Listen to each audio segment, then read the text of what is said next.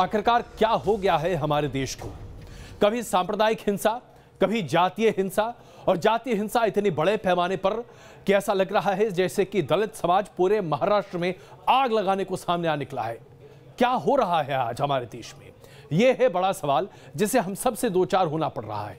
पूरे महाराष्ट्र में आज बंद की वापसी के बावजूद जो माहौल रहा उसने प्रदर्शित कर दिया कि दलित समाज न सिर्फ बहुत आक्रोशित है बल्कि बहुत द्रवित है। और जिस तरह से लोगों ने तोड़फोड़ की, यह प्रदर्शित करता है कि कितनी हिंसक हो सकती है इस तरह की वारदातें। आइए आपको दिखाते हैं सबसे पहले ये तस्वीरें जो आपको दहलाकर रख देंगी, क्योंकि ये जातीय संग्राम है, ये जातीय युद्ध है।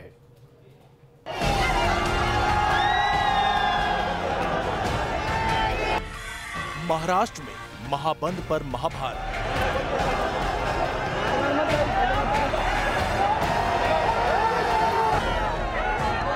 मुंबई में कई इलाकों में भारी प्रदर्शन। मेट्रो को रोकने की कोशिश। लोकल के सामने प्रदर्शन। थम गई मुंबई की रफ्तार। ठाणे में रेलवे ट्रैक पर उतरकर हल्ला बोल।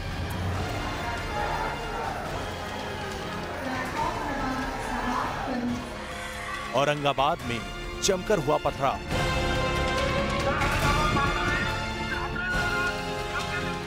कई गाड़ियों को बनाया निशाना। नासिक में बाजार में पसरा सन्नाटा। मेन सिटी में प्रदर्शनकारियों का हल्ला बोल। सोलापुर में बढ़ा संग्राम। महाराष्ट्र के 18 जिलों में तनाव। देखा आपने, यह हुआ है महाराष्ट्र में। आइए जरा आपको हम नक्शे के जरिए ये बताएं कि महाराष्ट्र के 18 जिले जो बंद के दौरान तमाम तरह की ज्यादतियां देख रहे थे, वो क्या क्या झेल रहे थे, और समझिए कि कितना पसरा हुआ है ये जातीय हिंसा का तनाव। मुंबई, जहां बड़े पैमाने पर यहां हिंसक भावनाओं को देखा गया, उसके बाद ठाणे मुंबई से सटे हुए, वहां पर भी, पुणे में भी विरोध के स्वर काफी बुलंद दिखाई दिए। औरंगाबाद, जहां पर काफी ज्यादा विरोध के स्वर दिखाई दिए। अकोला में भी विरोध काफी बड़े पैमाने पर दिखाई दिया, प्रदर्शनकारी वहां पर भी बहुत ज्यादा थे। बुल्ढाना में भी विरोध बहुत ज्यादा दिखाई दे रहा था। चंद्रपुर में भी विरोध की बातें निकल कर आई। नागपुर में तो ऐसा लग रहा था जैसे कि हिंसा पर काबू पाना बड़ा मुश्किल था। जालना में भी लगभग यही स्थिति थी।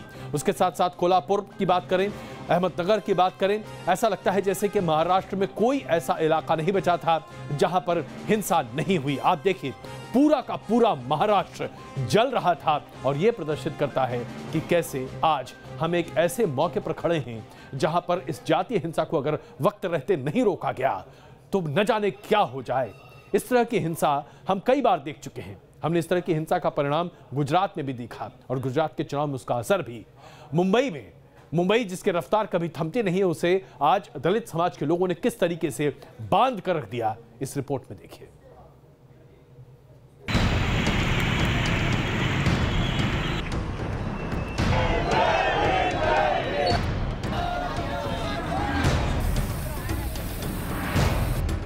महाराष्ट्र बंद के दौरान मुंबई की सुबह का आगाज कुछ यूं हुआ।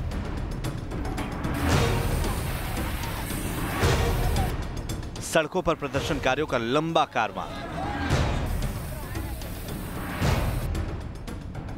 और चप्पे चप्पे पर पुलिस की टीमें।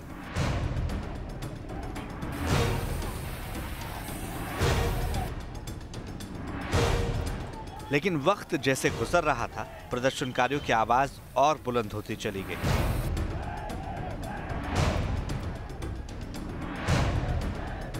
और ठप होती गई मुंबई की रफ्तार।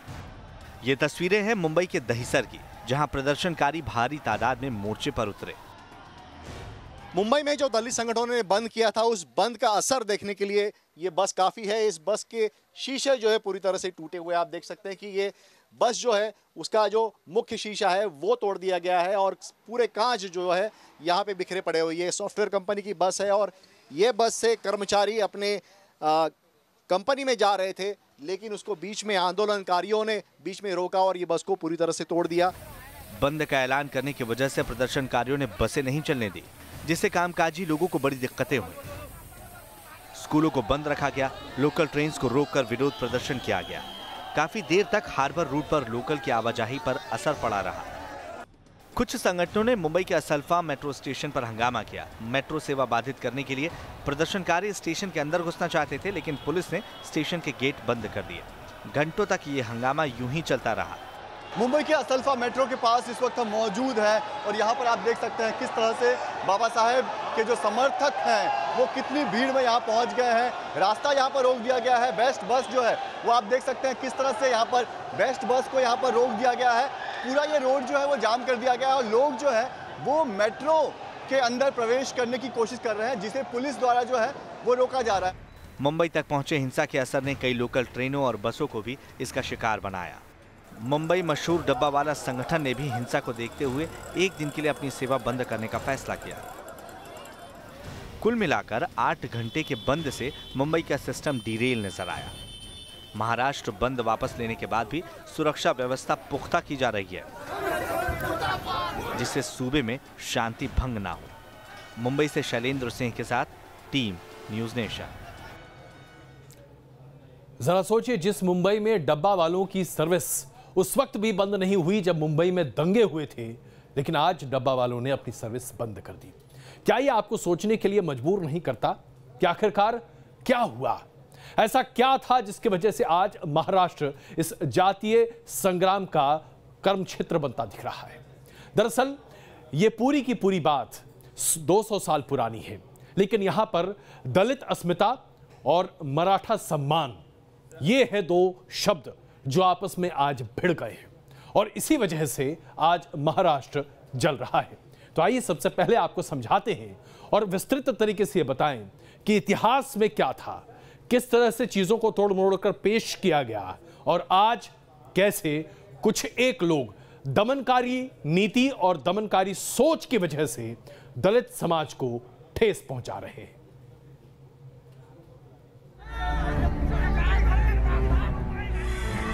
मिलिंद एकबोटे, हिंदू एकता आघाड़ी के दिग्गज, संभाजी भिड़े, संस्थापक, शिवराज प्रतिष्ठान। महाराष्ट्र में राइट विंग के दो बड़े चेहरे जिनके ऊपर पुणे की हिंसा भड़काने का इल्जाम लगा है। पुलिस ने हिंसा भड़काने का केस रजिस्टर किया है, जबकि दिग्गज दलित नेता जिग्नेश मेवाणी, जेएनयू विवाद से चर्चा में आए छात्र नेता उमर खालिद पर भड़काऊ भाषण देने का इल्जाम लगा है। फिलहाल महाराष्ट्र में इन चारों चेहरों को लेकर सरगर्मी तेज है। सवाल है कि आखिर हिंसा के पीछे किसका हाथ है? सूबे के सीएम देवेंद्र फडणवीस ने फिर कहा है कि राज्य को बदनाम करने की साजिश है। त्याच्या व्यतिरिक्त संपूर्ण घटनाक्रम किंवा त्याचे फुटेजेस हे पाहणं चाललेलं आहे। त्या फुटेजेसमध्ये किंवा तिथल्या घटनाक्रमात जे कोणी दोषी असतील त्या सगळ्यांवर कारवाई ही निश्चितपणे केली जाणार आहे, कोणालाही सोडलं जाणार नाही। पुणे में इतना बड़ा बवाल क्यों हुआ, इसके लिए थोड़ा इतिहास में भी झांकना होगा। दरअसल पुणे के भीमा कोरेगांव में दलित समाज का सबसे बड़ा स्मारक जय स्तंभ है, जिसे 1 जनवरी 1818 युद्ध की याद में अंग्रेजों ने बनवाया था। हर साल जय स्तंभ पर दलित समाज शौर्य दिवस मनाता है। वहीं पुणे के शिरूर तहसील में वधु बुद्रुक गांव है, जहां छत्रपति शिवाजी के बेटे संभाजी महाराज का समाधि स्थल है। 1 जनवरी को दलितों का एक समूह भीमा कोरेगांव लड़ाई की 200वीं सालगिरह मनाने के लिए कार्यक्रम में जुटा था। इस बीच वधु बुद्रुक इलाके में छत्रपति संभाजी महाराज के दर्शन करने जा रहा दूसरा गुट रास्ते में आ गया। आरोप है कि यहाँ टकराव से नौबत हिंसा तक पहुँच गई। अपने देश के किसी शासक को हराने के लिए अंग्रेजों का साथ देना ये शौर्य है या फिर देश के प्रति गद्दारी, ये विवाद का विषय हो सकता है। लेकिन दलित समुदाय इसे पेशवाओं से खुद के उत्पीड़न से निजात के तौर पर देखता है और इसी वजह से यहाँ पर उस शौर्य दिवस को याद करने के लिए लोग भारी संख्या में इकट्ठा होते हैं। और इस संख्या को दरअसल दलित समुदाय के एक शक्ति प्रदर्शन के तौर पर भी देखा जा रहा था। संभव है कि यह शक्ति प्रदर्शन कुछ समुदाय विशेष के लोगों को पसंद नहीं आया और तब जाकर यह हिंसा भड़की।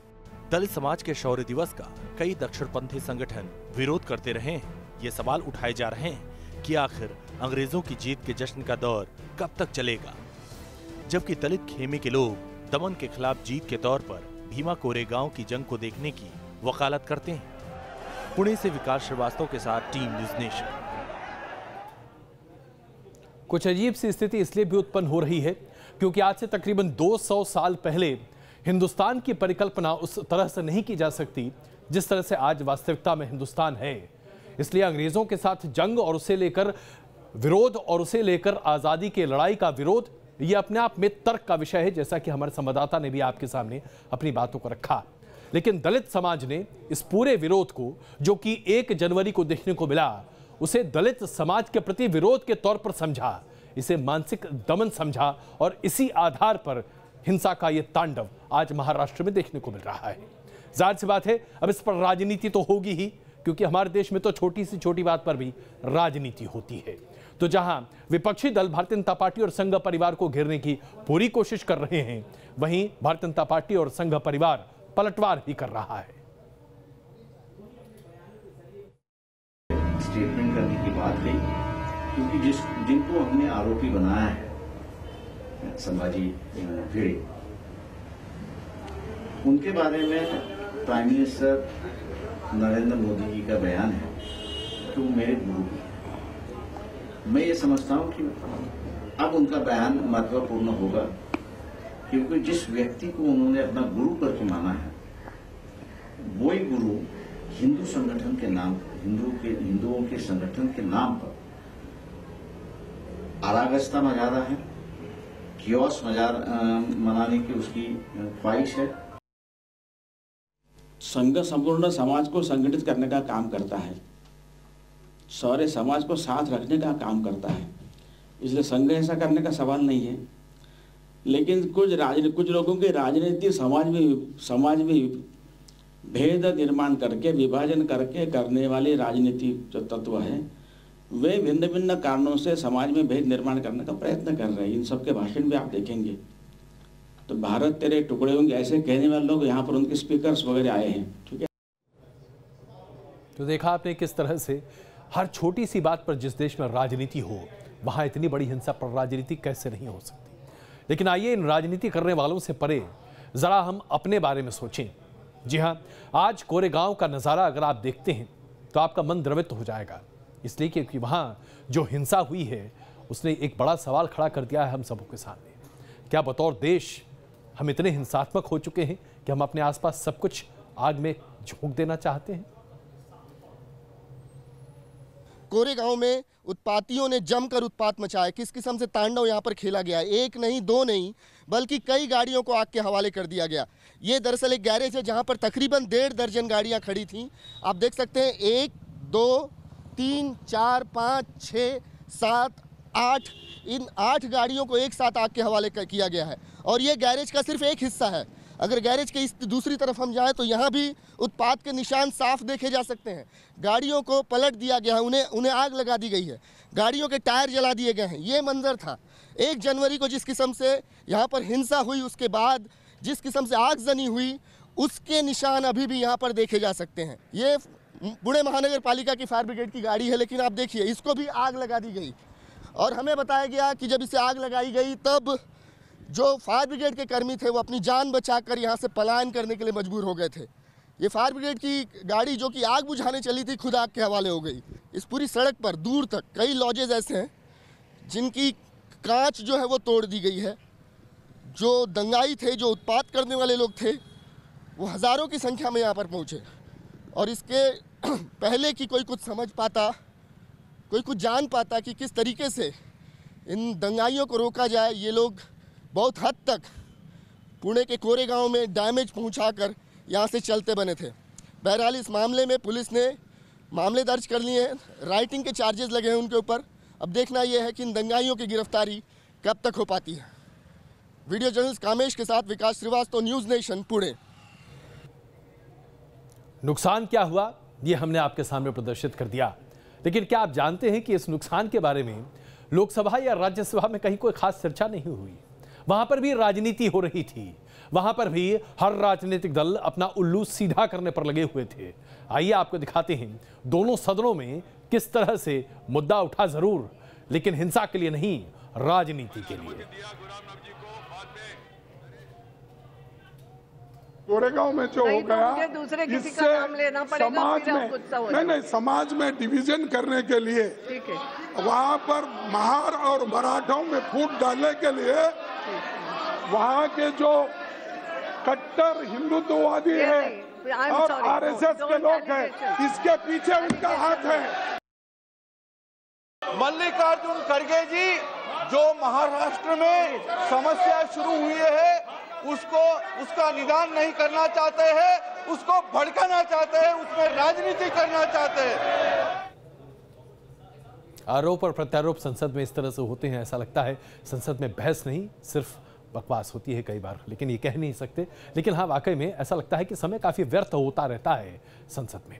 लेकिन आइए जरा आपको समझाएं कि महाराष्ट्र में दरअसल राजनीतिक समीकरण किस तरीके से हैं और कैसे मराठी अस्मिता और दलित स्वाभिमान की बात सामने आ रही है।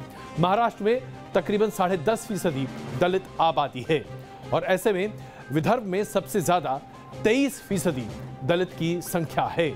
हर विधानसभा में औसतन 15,000 से ज्यादा दलित मतदाता हैं और लोकसभा की 15 सीटों पर दलित मतदाताओं का काफी जोर चलता है, जिसकी वजह से हार और जीत का फैसला होता है।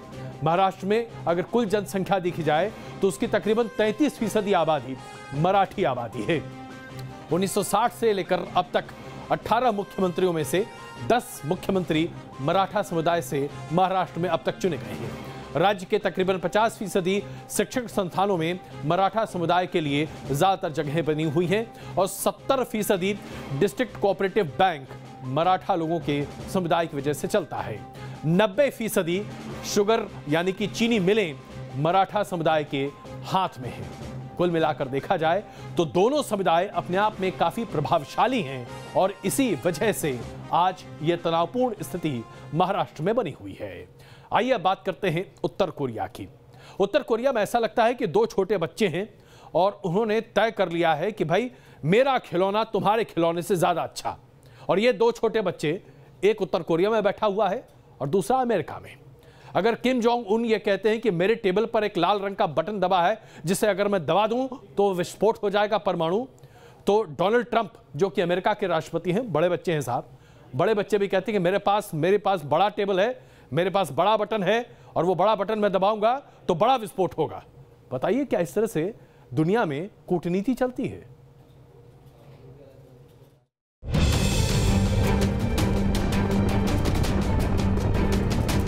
नए साल पर सन की तानाशाह ने अमेरिका को परमाणु हमले की धमकी दी तो चंद घंटों बाद अमेरिका का धमाकेदार जवाब भी आ गया।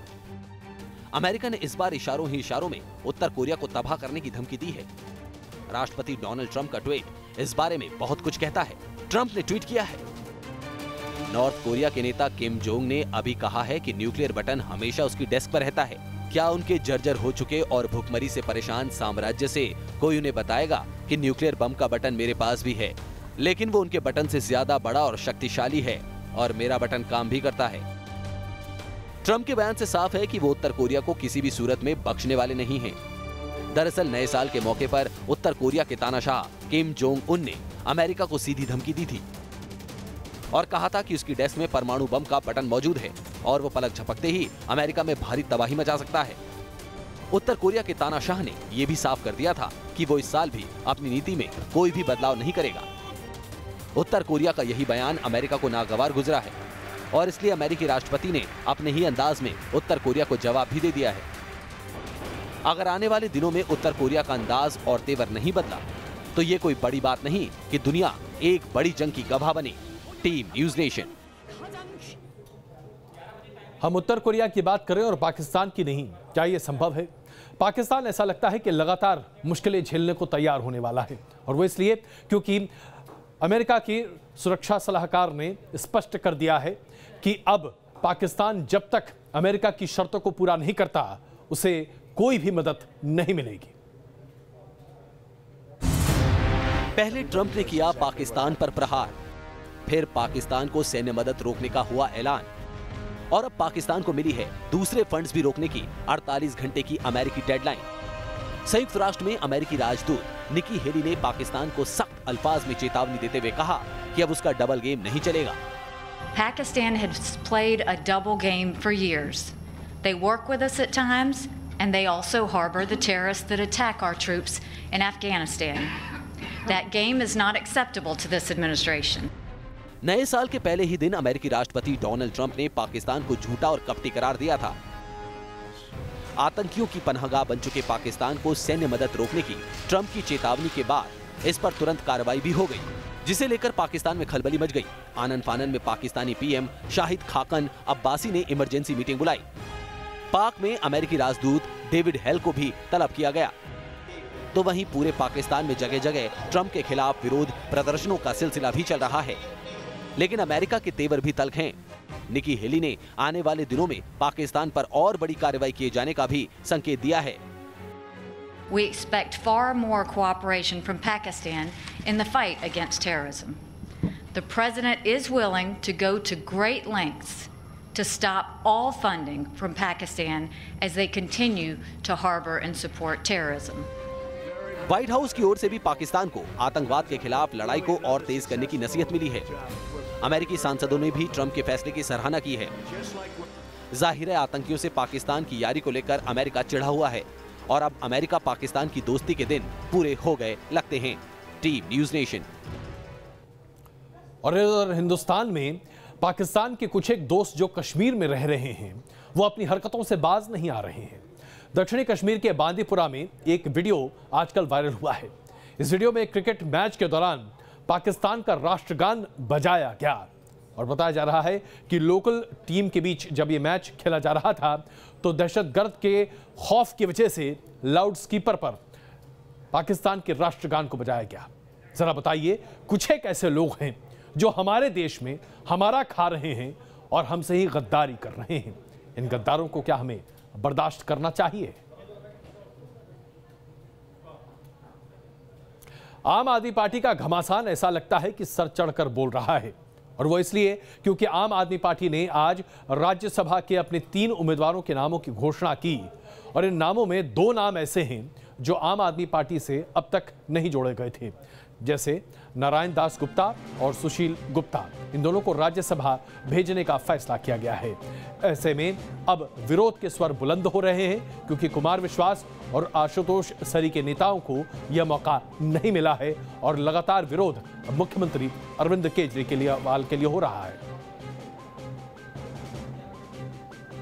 अभी 9 मीटिंग पीएससी की मीटिंग में 9 सदस्य थे, उसमें से 8 साथियों की सभी 3 नामों पर सहमति थी। हमारे एक साथी की 2 नामों पर सहमति थी, एक को छोड़ के। मैंने बताया ना, एमएलए की मीटिंग में तो सबका यूनानिमस था। पार्टी की पीएससी की जब मीटिंग थी तो वहाँ 8 नामों का मैंने बताया।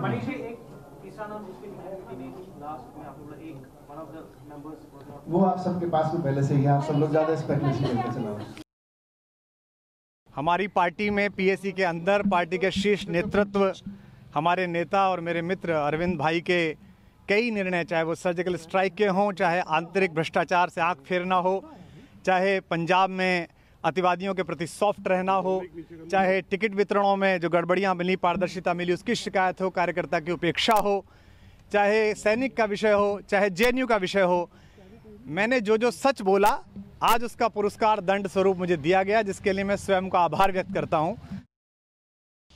राज्यसभा में पहुंचकर दिल्ली के अधिकारों का सवाल हो, आम आदमी का सवाल हो, जनता के बुनियादी सवालों को मजबूती से उठाने की जो जिम्मेदारी पार्टी ने मुझे दी है, उसको पूरी मेहनत और ईमानदारी के साथ उठाने का काम करूंगा। एज ए चार्टर्ड अकाउंटेंट अपना प्रोफेशन तो परसू करता ही हूँ, लेकिन मैंने बहुत अलग अलग पोजीशनों में काम किया है। इंस्टीट्यूट ऑफ चार्टर्ड अकाउंटेंट का मैं प्रेसिडेंट अध्यक्ष रहा। उसके अलावा जो हमारी इंटरनेशनल बॉडी है आईफैक, जिसे कहते हैं international federation of accountant, I was the first Indian on that board consisting of 15 countries. इसी तरह अलग अलग काम किया है। दारुल उलूम देवबंद फतवे जारी करता है, लेकिन ऐसे फतवे जो कि देखकर या सुनकर वाकई में आप हैरान रह जाएंगे। जरा सोचिए, आज इस्लामिक धर्मगुरुओं के सामने किस तरह की बातें सामने आती हैं और क्या क्या बातें वो करते हैं। बुर्का पहनना मुसलमान महिलाएं अपना सौभाग्य समझती हैं और उसे बड़े आराम से पहनती भी हैं, लेकिन दारुल उलूम देवबंद की तरफ से अब एक फतवा तो नहीं, लेकिन हाँ, एक सवाल के जवाब में बात स्पष्ट तौर से कहा गया है कि अगर आप ऐसे तंग बुर्का पहनते हैं तो ये ठीक नहीं है। अब जरा तंग बुर्के की परिभाषा क्या है ये शायद दारुल उलूम के जानकार लोग ही जानते होंगे, लेकिन चुस्त बुर्का नहीं पहन सकते, तंग बुर्का नहीं पहन सकते, ऐसा बुर्का नहीं पहन सकते जिससे आपके शरीर के बारे में कुछ भी पता चल सके, चमकदार बुर्का नहीं पहन सकते, अलग तरीके के रंग वाला बुर्का नहीं पहन सकते। जनाब कुछ काम कर लीजिए, महिलाओं के पीछे हाथ धोकर क्यों पड़े आप लोग?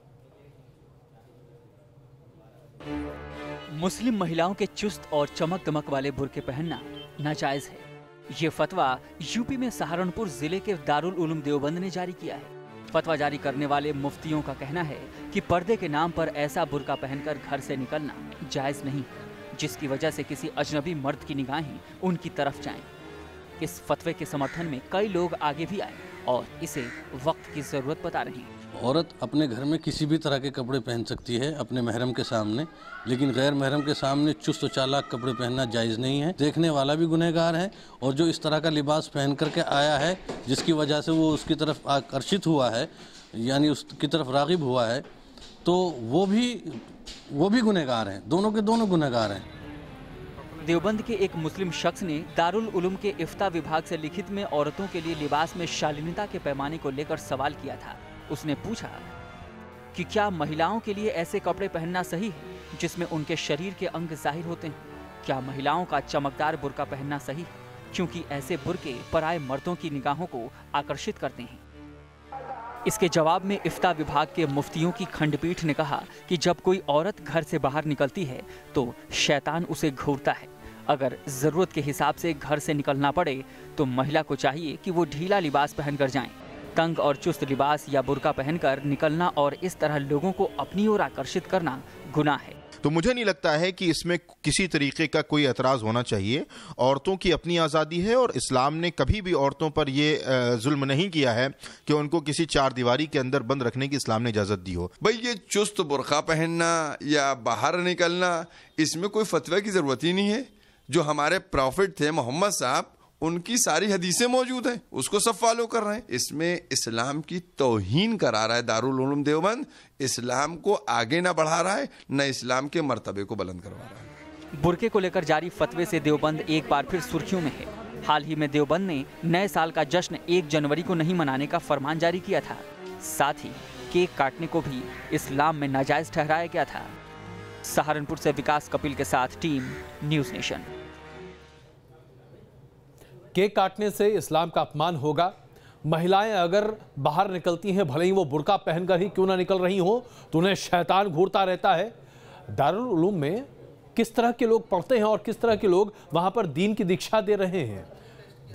क्या वाकई में ये इंसान हैं? देवबंद के फतवे पर मुख्यमंत्री योगी आदित्यनाथ की सरकार के मंत्री मोहसिन रजा ने टिप्पणी की। जाहिर सी बात है, काफी टीकेदार टिप्पणी है। वहीं कांग्रेस दरअसल बीच का रास्ता इख्तियार करती दिख रही है। राजनीति भी अजीब है। बुर्का तो इस्लाम में है ही नहीं, हिजाब है, पर्दा है। तो पर्दा और हिजाब अलग चीज है, बुर्का अलग चीज है। वो चुस्त कपड़ों की बात कर रहे हैं, बुर्के की बात नहीं। बुर्का तो वो जानबूझ के लेते हैं। तो इसलिए मुझे लगता है कि इस तरह की फतवेबाजी जो है वो ठीक नहीं है। पहले आपको उसका ज्ञान होना चाहिए। बहुत सारे मुस्लिम मुल्क हैं, उनसे भी कुछ सीखने की ज़रूरत है। हम लड़कियों पर, महिलाओं पर इतनी पाबंदी क्यों रखना चाहते हैं? उनको आज़ादी चाहिए, उनको शिक्षा चाहिए, उनको रोज़गार चाहिए। ये सब सारी चीज़ों पर विचार करने की ज़रूरत है।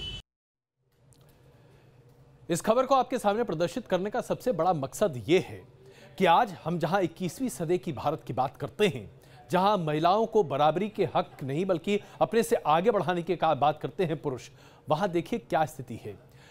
सऊदी अरब और ईरान जैसे देशों में महिलाओं ने अपने प्रति आज़ादी को लेकर कितना संघर्ष किया और उन्हें कितनी आज़ादी वहां मिल रही है।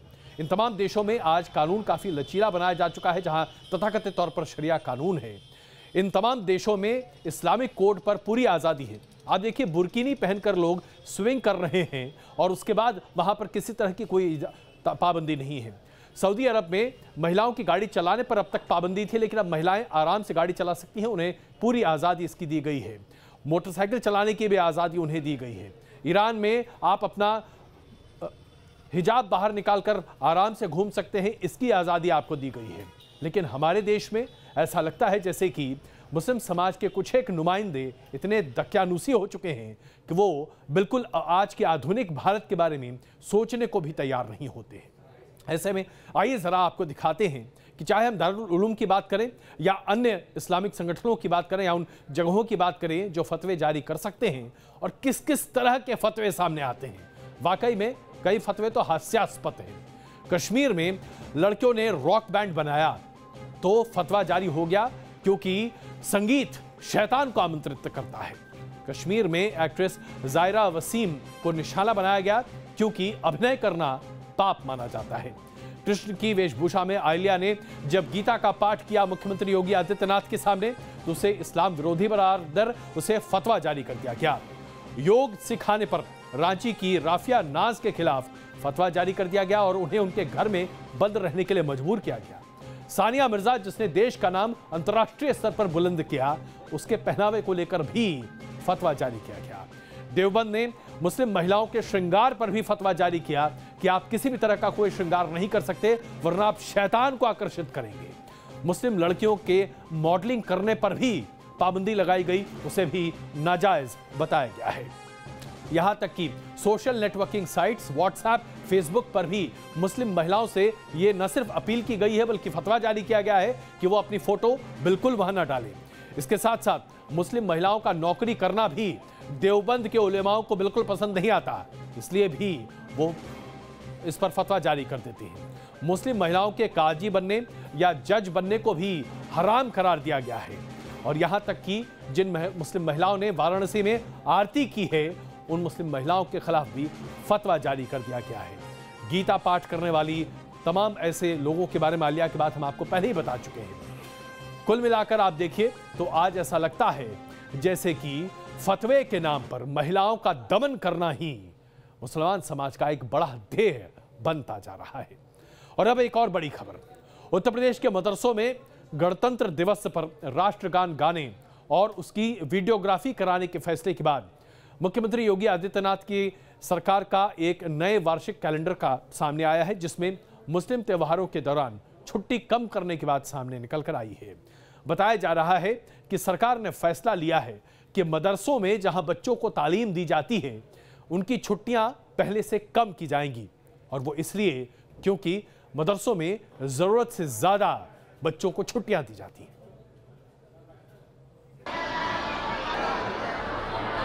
उत्तर प्रदेश के मदरसों को लेकर योगी आदित्यनाथ की सरकार ने नया फरमान जारी किया है। योगी सरकार ने आदेश दिया है कि दूसरे धर्मों के त्योहारों पर भी मदरसों को बंद रखा जाए। वहीं छुट्टियों में कटौती कर इसे 92 के बजाय 86 दिन तक सीमित कर दिया गया है। योगी सरकार ने 7 नई छुट्टियों को मदरसों के कैलेंडर से जोड़ा है। छुट्टी के नए कैलेंडर में मदरसों में भी महावीर जयंती, बुद्ध पूर्णिमा, रक्षाबंधन, महानवमी, दिवाली, दशहरा और क्रिसमस को छुट्टी घोषित किया गया है। क्रिसमस को अलग करने के साथ ही रमजान और ईद के सालाना अवकाश 46 की बजाय 42 दिन के किए गए हैं। सर्दियों की छुट्टियां 13 की जगह अब 10 दिन की होंगी। वहीं मदरसों को साल में ईद और मुहर्रम के लिए मिलने वाली 10 खास छुट्टियों को घटाकर 4 कर दिया गया है। हालांकि ईद पर 1 की जगह अब 2 दिन की छुट्टी दी जाएगी। यदि ईद और बकरीद पे हम इलाहाबाद बोर्ड के कॉलेजों में, डिग्री कॉलेजों में सब में छुट्टी करते हैं तो फिर दीपावली और रक्षाबंधन की छुट्टी भी मदरसों में होनी चाहिए। इस पर किसी तरह का कोई विवाद नहीं होना चाहिए, ये सर्वमान्य त्योहार हैं। उत्तर प्रदेश के मदरसों ने सरकार के इस कदम पर नाराजगी जताई है। वहीं मुस्लिम धर्मगुरु भी सरकार के इस फैसले से नाखुश नजर आ रहे हैं। अगर आप ऑर्डर जारी करते हैं तो मदरसों के लिए जो छुट्टियां हैं वो छुट्टियां स्कूलों के लिए भी होनी चाहिए,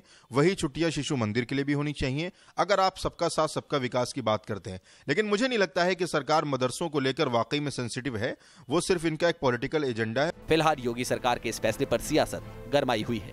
मदरसों पर मचे घमासान के बीच सरकार ने साफ किया है कि न सिर्फ उसकी मंशा साफ है बल्कि वो सबका साथ और सबका विकास चाहती है। लेकिन विपक्ष सरकार को घेरने का मौका नहीं छोड़ना चाहता। इस सब के बीच ये बात बड़ी अहम है कि ये लड़ाई आखिरकार कहां तक जाती है। लखनऊ से वीडियो जर्नलिस्ट सूफी खान के साथ रतीश त्रिवेदी, न्यूज़ नेशन। और आइए अब आपको ले चलते हैं संसद, जहां 3 तलाक के मुद्दे पर जबरदस्त संग्राम राज्यसभा में देखने को मिला। ऐसा लग रहा था जैसे कि सत्ता पक्ष और विपक्ष न सिर्फ आमने सामने है बल्कि जिस तरह से वाद विवाद हो रहा था उसने भी लोगों को हिला कर रख दिया। आइए आपको दिखाते हैं किस तरह से ये मामला आज अधर में लटका रहा, क्योंकि राज्यसभा में इस बिल को सरकार की पारित कराने की कोशिशें आज कामयाब नहीं हो पाई। अभी भी चल रहा है। सही है, पास होना चाहिए। ये चाहते हैं कि जो हस्बैंड है उसको जेल जाना चाहिए। बारे के अंदर आप सोचिए और इस बिल को पास होने दीजिए। हंगामा है, सवाल है, सियासत है, सबका अपना नफा और नुकसान है और इस लड़ाई के केंद्र में है वो आधी आबादी जो अपने हक के लिए देश की संसद की ओर देख रही है। जिस बात का अंदेशा था राज्यसभा में हुआ भी वही। कानून मंत्री रविशंकर प्रसाद ने जैसे ही 3 तलाक का बिल राज्यसभा में पेश किया, विपक्षी दलों ने हंगामा करना शुरू कर दिया। राज्यसभा में भी सत्ता पक्ष और विपक्ष के बीच बिल को लेकर जोरदार बहस हुई। एक दूसरे की सियासत पर सवाल भी दागे गए। लेकिन आज हमें इस बात की बहुत पीड़ा है, हमें बहुत दुख है कि इस मुल्क की मुस्लिम समाज की बहनों बेटियों को 3 तलाक से मुक्ति देने वाले इस बिल पर कांग्रेस पार्टी का रवैया ढुलमुल था और विरोधी था। लोकसभा में कांग्रेस ने एक स्टैंड लिया और राज्यसभा में दूसरा स्टैंड लिया। डेढ़ पार्टी है तो आज तो सरकार को मान जाना चाहिए था कि उनके पास मेजॉरिटी नहीं है। एक दफा फिर यह सिद्ध हो गया कि भारतीय जनता पार्टी लोकतंत्र पे विश्वास नहीं करती है। एक दफा फिर यह सिद्ध हो गया कि भाजपा पार्लियामेंट्री डेमोक्रेसी को नहीं मानती है।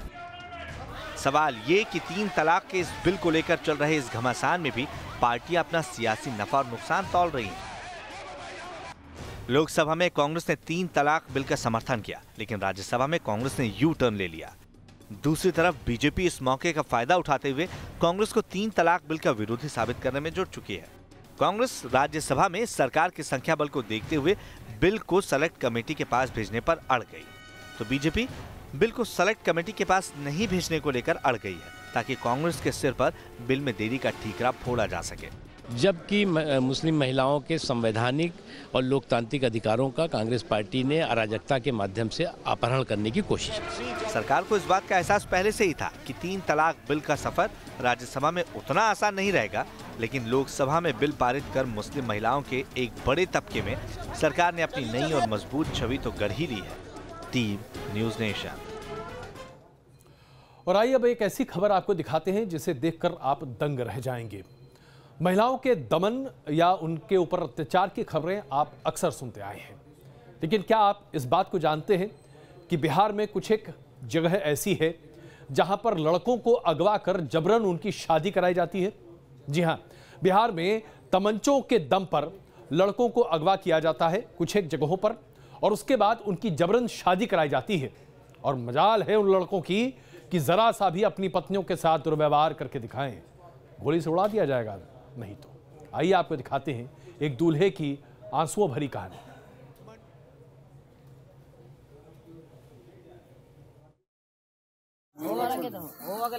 मंडप सजा है, दुल्हन के हाथों में मेहंदी भी रची है और दूल्हे की आंखों से निकल रहे हैं आंसू। दुनिया के कोई ताकत करेगा तो बेकार ही करेगा। पटना जिले के पंडारक में हुई ये शादी इन दिनों खूब सुर्खियों में है। पेशे से इंजीनियर विनोद दोस्त की शादी में पहुंचे थे, लेकिन उन्हें क्या पता था कि उनके अरमानों की आह कुछ यूं निकलेगी। बताया जा रहा है कि बोकारो स्टील प्लांट में जूनियर मैनेजर के पद पर काम कर रहे विनोद को मोकामा रेलवे स्टेशन से ही अगवा कर लिया गया और फिर तमंचे की नोक पर उनकी जबरिया शादी भी करवा दी गई। चलेंगे कल हम साथ है तो घरे काहे टेंशन ले रहा, हमरा मार दिया वही जानते हैं। चलो। बिहार के कई इलाकों में पकड़वा विवाह की कहानियां आम हैं, लेकिन विनोद को शायद ये एहसास भी नहीं रहा कि उनकी शादी भी कुछ यूं होगी। घर वालों ने करीब करीब सारे रस्म रिवाज जबरन पूरे करवाए और इसकी वीडियोग्राफी भी करवाई गई। इस जबरिया ब्याह की खबर जब पुलिस को मिली तो दूल्हे को आरोपी सुरेंद्र यादव की कैद से आज़ाद करवा लिया गया। लेकिन सवाल ये है कि जबरन बनाया गया कोई रिश्ता क्या मन के बंधनों को जोड़ सकता है, और अगर नहीं तो फिर ऐसी शादी का मतलब क्या। Team news nation. ब्रिटेन ऐसा लगता है कि बर्फिस्तान में तब्दील हो सकता है। यह बात हम इसलिए नहीं कह रहे क्योंकि आजकल ब्रिटेन में बहुत ज़्यादा बर्फबारी हो रही है, बल्कि इसलिए क्योंकि आने वाले दिनों में ब्रिटेन में शीतलहर जैसी स्थिति हो सकती है और हिमयुग का वहां आगमन भी हो सकता है। अभी जो स्थिति है वो उससे कम नहीं है बुरी।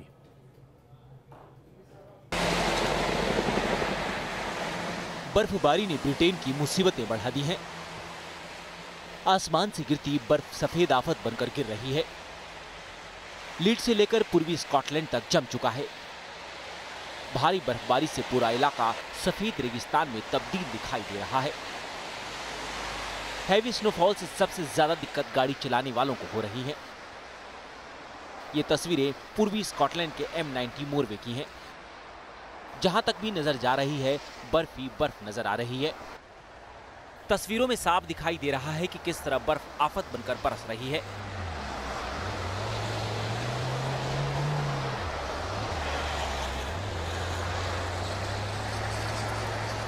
वहीं ये बर्फ कई लोगों के लिए मस्ती का सबब बना।